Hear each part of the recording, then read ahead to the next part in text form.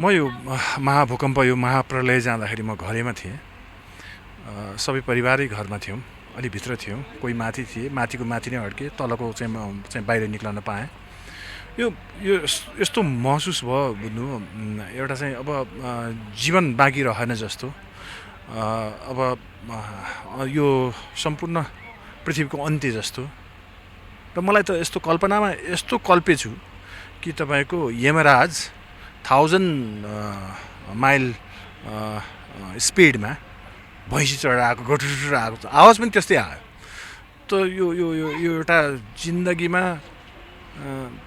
अभूतपूर्व कहिले नभोगेको यस्तो घटना, यस्तो चाहिँ डर त्रास भोगियो। र त्योभन्दा पनि अब अहिले त तपाईँलाई थाहा छ, हाम्रो देशको, हाम्रो नेपाली दाजुभाइहरू आफ्नो गाँस, आफ्नो बास, आफ्नो जीवन समाप्त भएको छ। यो दुःखद घडीमा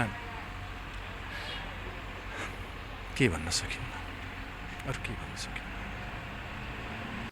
म भुइँचालो यो भूकम्प आउँदाखेरि चाहिँ चितवनमा थिएँ। हामीहरूको यो पोल्ट्री बिजनेस छ, त्यसको एउटा मिटिङ बसिरहेको थिएँ। अल अफ सडन त्यो कुखुराहरू एकदम भड्कियो, त्यसबाट थाहा पाएँ। अनि पछि जमिन पनि हल्लिन थाल्यो। अनि सबभन्दा पहिला गएर घरभित्र बस्नुभएको सबै परिवारलाई बाहिर बोलाएँ। त्यसपछि हामीहरू बाहिरै बस्यौँ। अब यो एक्सपिरियन्स चाहिँ नि अब म शब्दमा भन्नै सक्दिनँ, कति डराइयो, कस्तो भयावह भयो। त्यसपछि बिस्तारै नर्मल हुँदैछौँ। अहिले पनि अब दिनको 3-4 चोटि गइरहेछ। अब त कस्तो लाग्न थाल्यो भने अब हामीलाई अब यो सान्तिनो भुइँचालोले त त्यति अब इफेक्ट गर्दैन, बान्नै परिसक्यो हामीहरूलाई। अब यो भुइँचालो त गइसक्यो। अब यसपछि आउने विपत्तिको रूपमा जुन एउटा महामारी फैलिने सम्भावना बढी हुन्छ, किनभने सबैजना बाहिर हुनुहुन्छ। कोही चौरमा बस्नु भएको छ, कोही सडकमा बस्नु भएको छ।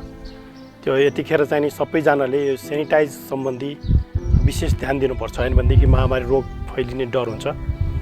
त्यही भएर जथाभावी नखानुहोस्, फ्रेस खानुहोस्, बरु ड्राई फुडहरू खानुहोस्। सक्नुहुन्छ भनेदेखि अब राम्रो ठाउँमा शौचालयको बन्दोबस्त भइरहेछ कि अरे, त्यहाँ गएर शौचालय गर्ने, हात राम्रोसँग धुने, खानुभन्दा अगाडि पछाडि, त्यो त मैले भनिराख्नु पर्दैन होला। त्यही भएर सबभन्दा ठुलो कुरो अब सेनिटाइजमा त हामीले ध्यान दिनुपर्छ।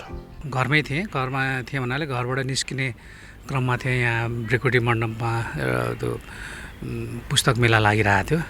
यहाँ आउने क्रममा चाहिँ नि गेट खोल्दै थिएँ घरको। अनायास चाहिँ त्यो थर्के जस्तो चाहिँ फिल भयो। अनि मैले त्यो सोचेको थिएँ कुनै टिपरमा बालुवा ल्याइरहेको थियो होला, त्यसको त्यो लोड तोडले गर्दाखेरि थर्कियो जस्तो लाग्थ्यो। त्यो सोच्दा यसो हेरेको आफ्नै घर त एकदम हल्लिरहेको छ। डराइयो। अब त्यहाँबाट भागाभाग सुरु भइहाल्यो नि। अब विनाश हुने कुरोहरू भइसक्यो है। वास्तवमा अब त्यो क्षति त अब कसैले पनि केही गरेर पनि फुलफिल हुन सक्दैन। तर अब विनाशपछि अब हुने चाहिँ अर्को एउटा विभिन्न कुनै पनि खालका हानि नोक्सानीहरूबाट चाहिँ अब हामी बच्नुपर्छ। त्यो भन्नाले अब धमिलो पानीमा माछा मार्ने खालका प्रवृत्तिका मान्छेहरू पनि हुन्छन् यहाँ। राम्रा मान्छे, सहयोगी मान्छे र हर कोहीलाई चाहिँ एउटा पीडा छ र पीडितहरूलाई चाहिँ एउटा सघाउनुपर्छ भन्ने एउटा भावना अधिकांशहरूमा चाहिँ देखिएको छ। तर त्यसभित्र पनि केही चाहिँ अब मैले अघि भनिहालेँ कि अब कालोबजारीहरू गर्ने चाहिँ प्रवृत्तिहरू छन्। त्यसलाई चाहिँ हामीले चेक गर्नुपर्ने अवस्था छ। त्यसै गरी चाहिँ अनावश्यक चाहिँ हल्ला फिजाएर चाहिँ एकदम आतङ्क फैलाउने खालका एउटा चाहिँ त्यस्ता प्रवृत्ति पनि देखिएको छ। त्यसबाट पनि हामी सचेत हुनुपर्ने भएको छ। अब त्यसपछि अब फोहोरहरू चाहिँ हामीले चाहिँ व्यवस्थापन राम्रोसँग गर्न सकेनौँ भने त्यसबाट चाहिँ निम्ति आउने एउटा एउटा रोगहरू चाहिँ सुरु हुनसक्छ। त्यसले अर्को चाहिँ ठुलो क्षति पुर्याउन सक्छ। त्यसबाट चाहिँ हामी सचेत हुन चाहिँ आवश्यक छ। यस्तै अब सबैले चाहिँ होस पुर्याएर र एउटा सचेतना चाहिँ आफूमा चाहिँ जगाएर र आफूले जानेका कुराहरू चाहिँ अरूलाई चाहिँ सल्लाह दिएर चाहिँ एउटा सचेतता फैलाउने र त्यो सोही अनुसार चाहिँ आफ्नो चाहिँ कामहरू चाहिँ अगाडि बढाउन चाहिँ आवश्यक छ। घरमै थिएँ, हल्लियो। मेरो वाइफ मसँगै थियो र ऊ माइत जानु खोजिरहेको छ, म छोडिदिउँला म भनेर ऊ रेडी हुँदै थियो। थाहा पाइहालेँ, थाहा पाएपछि मैले थाहा पाएँ पहिला, भुइँचालो आयो बुढी भाग भने भगाएँ। म चाहिँ नि म वासरुमको लागि प्रिपेयर गरिरहेको थिएँ, म गएर अब नुहाउँछु भनेर प्रिपेयर गर्दाखेरि म त नि अब बेयर बडी ट्राउजर कता छ, टी सर्ट कता छ, कता खोज्ने भन्दा भन्दै म बाहिर निस्किँदाखेरि भुइँचालो नर्मल भइसकेको थियो र त्यो बेलामा भित्रै थिएँ म। त्यो दराजले आफैलाई थिच्न होला जस्तो लागिसक्यो, यताबाट सामान ढल्न थाल्यो, सबै चाहिँ स्केरी मोमेन्ट थियो। सँगसँगै पुरै देशै स्केरी मोमेन्टमा थियो, म पनि स्केरी नै मोमेन्टमा थियो। स्केरी बढ्दा बढ्दा बढ्दा बेलुकासम्म त त्यो शब्दै ननिस्किने त्यो त्यहाँसम्म पुगेको थियो स्थिति। सबैजनाले फाइनेन्सियली हेल्प गर्न नसक्ला, सबैजनाले आफू गएर लागि परेर हेल्प गर्न नसक्ला। जस्तै मेरो पनि अब यो खुट्टाको जुन कन्डिसन छ त्यो कन्डिसनले गर्दाखेरि म अब गाउँसम्म पुगेर हेल्प गर्न नसकुला, तर जसले पनि सहयोग गर्न सक्छ, म नेपाली हुँ भन्ने सोच, यो भिक्टिमहरूलाई या यो बेलामा अर्थक्वेकले गर्दाखेरि जतिजना पीडित हुनुभएको छ उहाँहरूलाई सहयोग गर्ने भावना राखौँ। जे सकिन्छ त्यही, नसकिँदैन केही पनि कुरामा सकिँदैन भने उहाँहरूको मनोबल बढाउने काममा मात्र भयो भने सहयोग गरौँ र हाम्रो देश नेपाललाई पहिलाभन्दा पनि राम्रो बनाउने प्रयास गरौँ। 2072 साल 12 गतिको दिन एकदमै डिजास्टर एक्सपिरियन्स रह्यो। भुइँचालो आएर हाम्रो नेपाल नै क्षतिग्रस्त अवस्थामा पुगेको छ। एकदमै सबैको मन रोएको बेला छ, सबैको घर ढलिरहेको छ, बस्ने ठाउँहरू छैन। र मेरो एक्सपिरियन्सको कुरा गर्ने हो भने त्यो दिन म घरैमा थिएँ मेरो छोरासँग, हामी खाना खाएर मात्रै तल ओर्लेको थियौँ र मेरो छोराको चाहिँ एकदमै उसले कन्फिडेन्स लुज गरेको छ। लाइक एकदमै उसले फर्स्ट टाइम त्यस्तो भुइँचालो त्यस्तो सेकिङको उसले अनुभव गरेको भएर होला खाटबाट दौडिँदै आएको थियो भुइँचालो आयो भनेर। म चाहिँ स्लिपर खोल्दै थिएँ, ग्राउन्ड फ्लोरमा थिएँ हामीहरू, र मैले उसलाई च्याप्प हक गरेर अनि ढोकाको आडमा समातेर बसेको त्यो 2 मिनटसम्म पनि हामी सेकिङ पोजमै भयौँ। I feel so very bad right at this moment.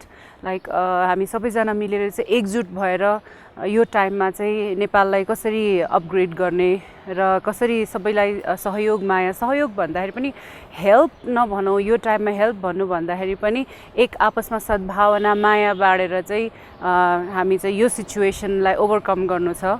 सबैजना एकदमै संयमित भएर बसौँ, सबैजना एकजुट भएर बसौँ र हामी यो नेपाललाई फेरि खडा गर्न सक्छौँ भन्ने मेरो इच्छा छ। सबैलाई म एकदमै भविष्य चाहिँ हाम्रो उज्जवल बनाऊँ, हामी सबैजना मिलेर हामी अगाडि बढौँ भन्न चाहन्छु। शनिबारको भुइँचालो आउँदाखेरि चाहिँ म कार्यक्रमको सिलसिलामा धनगढीमा थिएँ। हामीले 3टा कार्यक्रम मात्रै सकाएको थियौँ, अरू 10-12वटा कार्यक्रम गर्नुपर्ने थियो। त्यही बेलामा हामीले धक्का महसुस गऱ्यौँ त्यो बेलामा। तर अब सुदूरपश्चिममा त्यति साह्रो ठुलो त आएन, मजाले हल्लाएको थियो हल्लाउन चाहिँ। र अब अहिले हेर्दाखेरि साँच्चीकै नै एउटा भनौँ न देशमा ठुलो आपत आइरहेको छ। यो अहिले तुरुन्तै सल्भ हुन पनि सक्दैन यो हैन। र अब हामीले अब आफ्नो तर्फबाट गर्दाखेरि एउटा कुरा प्रश्न के भन्नुपर्ने हुन्छ भन्दाखेरि हामी नेपाली कलाकारहरू हलिउड बलिउडको जस्तो त्यस्तो धेरै पैसा भएको मान्छेहरू छैनौँ, तर हाम्रो मन ठुलो छ। सो हामीले एउटा सानै भए पनि 1 बोतल पानी या 1 प्याकेट च्याउचाउ या 1 मुठी चिउरा भुजिया त्यसरी गरेर पनि सहयोग गर्न सकिन्छ। र केही साथीहरूसँग चाहिँ हाम्रो के कुरा भइरहेछ भन्दाखेरि केही साङ्गीतिक कार्यक्रमहरू गरेर त्यसबाट आएको पैसाले थुप्रै चिज छ यसमा। अब अहिलेलाई तुरुन्तलाई हामीलाई घाँसपास कपास जस्तो देखिन्छ, तर आफ्नो तर्फबाट एउटा सानै भए पनि हामीले प्रयास गरिरहेको छौँ। र मेजर चाहिँ अब भनौँ न यो महामारी नफैलियोस्, हुन्छ नि, जति बाँच्नु भएको छ उहाँहरूलाई केही पनि प्रभाव नपरोस् भनेर हामी त्यो क्षेत्रको लागि चाहिँ काम गर्नको लागि चाहिँ अहिले हामी साथीभाइहरू हातेमालो गर्दैछौँ। र अब यो विपदको घडीमा जसको अब परिवार गुमिसकेको छ उहाँहरूलाई हार्दिक श्रद्धाञ्जली। यो नसोचेको एउटा दुर्घटना भन्छु म, प्राकृतिक विपत्ति रोक्न सकिँदैन, तर अब यसलाई कसरी अब यो भइसकेको बाँकी बचेको चिजलाई कसरी प्रिजर्भ गर्ने र अगाडि कसरी बढ्ने। र मलाई लाग्छ यो बेलामा हामी नेपालीहरूले एउटा अभूतपूर्व भन्छु म यसलाई, किन भन्दाखेरि सबैजना मिलेर यसमा काम गरेको मैले देखेको छु, मिलेर बसेको देखेको छु। सो गाह्रो टाइम छ तर हामी यसलाई ओभरकम गर्न सक्छौँ भन्ने एउटा मनमा विश्वास चाहिँ छ। भुइँचालो जाँदाखेरि म आफ्नै कर्मथलो रुबिज हेयर स्किन केयरिङ ब्युटी होममा थिएँ। शनिबारको दिन बिहान 5 बजेदेखि मेरो 3टा बेहुली थियो। बेहुलीलाई सिँगार्ने हरेक कार्यक्रम सिद्धाइसकेपछि म 11:15 बजेतिर एक कप चिया खाएर बस्दै थिएँ कि अचानक म जहाँ बसेको थिएँ त्यहाँका ऱ्याकहरू हल्लिन थाल्यो। यति नराम्रोसित हल्लिन थाल्यो कि मनले ठाउँ नै छोड्यो र मेरो शर्मिला भन्ने स्टाफले चाहिँ दिजु दिजु भुइँचालो भन्यो। अनि मलाई रियलाइज भयो कि यो किन काँपिँदैछ, यो किन यत्रो ठुलो बिल्डिङहरू हल्लिँदैछ। केही सोचिनँ, म भाग्न सुरु गरेँ र जुन हाम्रो डोरनिर बाथरुममा राखेको पानीहरू छल्केर सिडीमा पोखिन थाल्यो। त्यो पानीले चिप्लिएर म चाहिँ 6वटा सिडी टेक्नै सकिनँ। म चिप्लिएर मेरो तिघ्रा र पिडौलामा घाउ हुन पुग्यो। त्यो स्थिति यस्तो भयावह, यस्तो महाभूकम्प मैले अहिलेसम्म पनि देखेको थिएन र भगवानको कृपाले हामी नेपालीहरूले यस्तो फेरि देख्न नपाऊँ। हरेक एक घरबाट नवा युवा पिँढीहरू आएर यो काम सहयोग गर्यो भने 1 महिना लाग्ने काम 10 दिनमा सकिन्छ। मेरो विनम्र अनुरोध, म प्रथम नेपाल सुन्दरीको कसैले आमा गुमाए, कसैले बाउ गुमाए, कसैले छोराछोरी गुमाए। यस्तो विपत्तिमा हामी एकजुट हौँ, हामीमा एकजुटता भयो भने हामी जे पनि गर्न सक्छौँ। Union is strength. भुइँचालो आउँदाखेरि चाहिँ म मेरो घरमै थिएँ, कोठामा बसिरहेको थिएँ, कामहरू गर्दै थिएँ। एक्कासी भुइँचालो आउँदाखेरि अब सेकेन्ड तल्लाबाट हात थालेँ, बारीतिर गयो। त्यतिखेर अब आमा पनि हुनुहुन्थेन, एक्लै थिएँ अनि मेरो कुकुर थियो। अनि एक्कासी सबै आत्तिँदै आउँदाखेरि अब भुइँचालै एकैचोटि गएर छ अनि साइड घरहरू नै अलिअलि चर्केको छ। अनि एकछिनपछि अलिकति समय भएपछि फेरि म आफ्नो घर गएर दालसाज लगाएर अनि कुकुर बाहिर लिएर आएँ। कुकुर बाहिर it was a really bad experience. फेरि त्यसपछि फेरि गयो अनि एकछिन बाहिर चौरमा जाँदाखेरि हाम्रो वरिपरि घरहरू पनि चोरी भयो, किनभने मेरो त ताल चलाइरहेको थिएँ, त्यही भएर चोरी भएन। अलिकति त्यस्तै देउस नराम्रो भयो। टोलमा पनि अब अलिकति उतापट्टि साइडमा एउटा 3 तले 7 तले थियो, 7 तले पनि गयो। अर्को 5 तले थियो, 5 तले घर पनि गयो। अलिकति क्षतिहरू धेरै भएको छ हाम्रोतिर नि। त्यही हो, स्टे सेफ, सबैजना हल्लापछि नलाग्नु होला है, अलिकति राम्ररी बस्नु होला, त्यही भन्न चाहन्छु। भूकम्प आउँदाखेरि म मेरो म्युजिक एरेन्ज रुममा मैले एउटा गीत एरेन्ज गरिरहेको थिएँ। गीतको टाइटल आमा भन्ने गीत थियो, मेरो साथीको गीत। र त्यसमा गिटार बजाउने क्रममा थिएँ, म हेडफोन लगाएर गिटार टेक गरिरहेको थिएँ। सडनली एकदमै धेरै हल्लिएको जस्तो मलाई त्यो हुन्छ नि, धेरै नै हल्लिएको जस्तो फिल भयो चाहिँ मैले हेडफोन निकालेँ। हेडफोन निकाल्दाखेरि मान्छेको चिच्याहाटहरू मैले सुनेँ र मेरो अहिले सानो छोरा छ भर्खर 16 मन्थको। मलाई ठ्याक्कै उसको नै मलाई दिमागमा मलाई उसको याद आयो। म अर्को रुममा मेरो रुममा पस्दाखेरि मेरो वाइफ र मेरो साली पनि त्यहीँ थियो, मेरो छोरा। उनीहरू विचलित अवस्थामा थिए। मैले छोरालाई काखमा लिएँ र सालीलाई र बुढीलाई पनि होल्ड गरेर जुन ढोकाको च्यापमा, ढोकाको उसमा बिचमा चाहिँ बसेर होल्ड गरेँ। 30 सेकेन्ड, 45 सेकेन्ड, 1 मिनटसम्म पनि त्यो भूकम्प नरोक्दाखेरि चाहिँ लाग्यो कि यहाँ बस्दा अब यहाँ धेरै बेर होल्ड गर्नु, यहाँ बसिरहनु उचित छैन जस्तो महसुस भएर त्यहाँबाट मेरो माथिबाट मेरो दाइ भाउजू पनि दौडिँदै तल आउनु भयो र हामी ठ्याक्क पछाडिको खुल्ला चौरमा हामी भाग्यौँ। र इभन खुल्ला चौरमा पुगिसक्दाखेरि पनि जुन तरिकाले हल्लाइरहेको थियो, मलाई त 99% कन्फर्म भइसक्यो कि अब हाम्रो घर रहँदैन, हाम्रो घर भत्किन्छ र देशमा लाखौँ सर्वसाधारण जनताहरूको चाहिँ ज्यान जाने नै जान्छ जस्तो मैले एउटा हुन्छ नि एउटा डर मैले महसुस गरेँ त्यतिखेर। र इभिनिङसम्ममा केही न्युज अपडेटहरू पनि भयो र यहाँ यति मान्छेहरू क्षति भयो, त्यहाँ यति मान्छे क्षति भयो। त्यो सुन्दाखेरि पक्कै पनि कसको पो मन रुँदैन, को नेपालीको मन रुँदैन। तपाईँले यो नसोच्नु कि मैले के नै गर्न सक्छु र मसँग पैसा छैन, मैले के नै गर्न सक्छु र त्यो नसोच्नु होला प्लिज। किनकि तपाईँले धनले गर्नु नसक्नु भयो भने मनले, जहाँ नेपालीहरू कुन पीडामा हुनुहुन्छ एकचोटि अवलोकन गरेर त्यहाँ केही फोहोरहरू छ भने त्यो फोहोरहरूलाई आफ्नै हातले सफा गरिदिएर उहाँहरूलाई अवेरनेस गराइदिएर यो कुराहरूबाट पनि तपाईँले ठुलो सहयोग गर्न सक्नुहुनेछ। र आज देश रोइरहेको छ, हामी सबैले एकअर्कालाई हातमाले गरेर एकअर्कालाई साथ दिएर आज तैँले के गरिस् भन्नुभन्दा मैले के गरेँ भनेर एउटा आफूले क्वेसन गर्नु र दुःखद यो विपत्तिको घडीमा एकअर्कालाई साथ दिनु, त्यही भन्न चाहन्छु। यस्तो स्केलमा डिस्ट्रक्सन हुन्छ यस्तो मैले कहिले सोचेको थिइनँ, तर मेरो लागि त कम्प्लिटली अनएक्सपेक्टेड थियो, किनकि मेरो यस्तो फर्स्ट एक्सपिरियन्स थियो भूकम्पसँग। डिसेम्बरमा पनि अलिकति हल्लाएको थियो, तर त्यो टाइम सोचेको थिएँ कि त्यस्तै टाइपको होला, एकछिन आउँछ अनि रोकिन्छ होला भनेर, तर यस्तो स्केलमा आउँछ मैले कहिले पनि इमेजिन गरेको थिइनँ।